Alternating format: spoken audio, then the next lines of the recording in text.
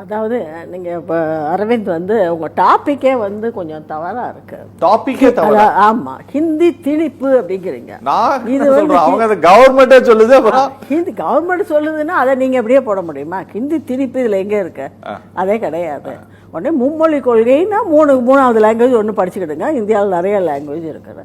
அது உங்களுக்கு ஆப்ஷன் இருக்கு, நீங்க எதுனாலும் செலக்ட் பண்ணிக்கலாம். இப்போ அரசியல் களம்னு ஒன்று இருக்கு. அந்த அரசியல் களத்தை ஒரு எலெக்ஷன்லாம் பக்கத்தில் வரும்போது ஒரு சுறுசுறுப்பாக வச்சுருக்கணும். இப்போ வந்து எதிர்கட்சியே வந்து அவங்களுக்கு பிஜேபி தான் எதிர்கட்சியாக ஆயிடுச்சு. டிஎம்கேக்கு ஏடிஎம்கே அவங்க பாட்டுக்கு இருக்காங்க. ஒருவேளை அவங்க ஓட் பேங்க் எங்களுக்கு சாதகமாக இருக்குதுன்னு சொல்லிட்டு குவைட்டாக இருக்காங்களா, இல்லை வேண்டான்னு இருக்காங்களா என்னன்னு தெரியல. அவங்க ரொம்பவே குவைட்டாக இருக்காங்க. ஆகையினால இங்கே பிஜேபி அட்டாக் பண்ணுறதுக்கு என்னென்னா நேஷனல் பாலிசியை வச்சு தான் அட்டாக் பண்ண முடியும்.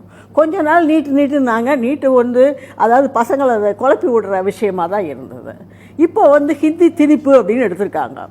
இது வந்து 67, 66 நீட்டுன்னு பேசிட்டு அது குழப்பி எல்லாம் விடல. சுப்ரீம் கோர்ட்ல கேஸ் இருக்குது.